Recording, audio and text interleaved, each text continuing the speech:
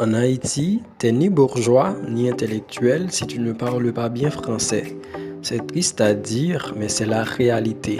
Haïti a deux langues, le créole créé par nos aïeux et le français qui est l'héritage de notre colonisation par la France. Pourtant, bien que le créole soit notre langue maternelle, la langue de tous les événements, mariage, décès, entretien, conférences, c'est la langue française. Et dans cette vidéo, vous aurez les clés pour bien vous exprimer en français lorsque vous êtes un Haïtien. Avant tout, pensez à liker et à partager la vidéo pour nous encourager à faire plus de vidéos de ce genre. C'est ce qu'on vous apprend dans les grandes écoles de communication et même à l'Institut français. Par contre, on va pas vous parler de grammaire et de tas de règles, mais des 5 choses à maîtriser pour une bonne élocution en français, en créole. Mais on voulait faire celle-là en français pour vous encourager et vous motiver. Tous les phonèmes de la langue française. En linguistique, phonème, c'est la plus petite unité que l'on puisse isoler dans la chaîne parlée. Par exemple, P dans pendant ou ban dans balançoire. Le système phonologique français est composé de 36 phonèmes. 17 sont dits consonantiques car ils mettent en jeu les 20 consonnes de l'alphabet. 16 sont dits vocaliques puisqu'ils mettent en jeu les 6 voyelles de l'alphabet. 3 sont intermédiaires et appelés semi-consonantiques ou semi-vocaliques.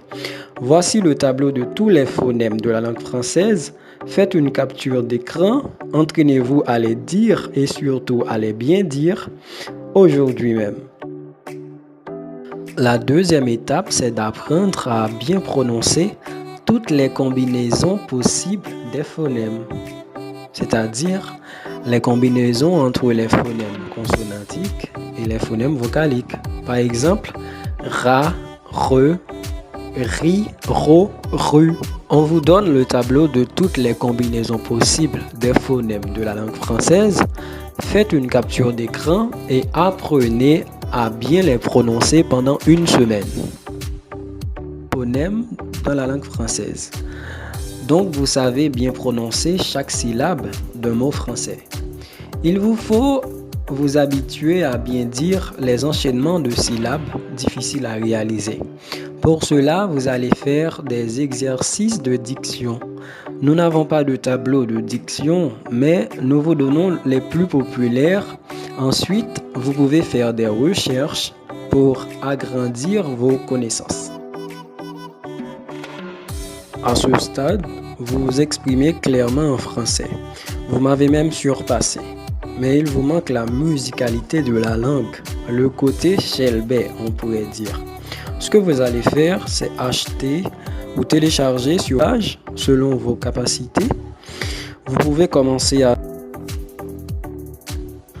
Premièrement, sachez qu'aucune langue n'est plus importante qu'une autre. Elles se valent toutes. Finalement, essayez de parler toutes les langues le plus naturel que possible. N'en faites pas trop peu, de peur d'être incompréhensible. N'en faites pas trop, de peur d'être ridicule. N'oubliez pas de vous abonner pour ne pas louper nos prochaines vidéos.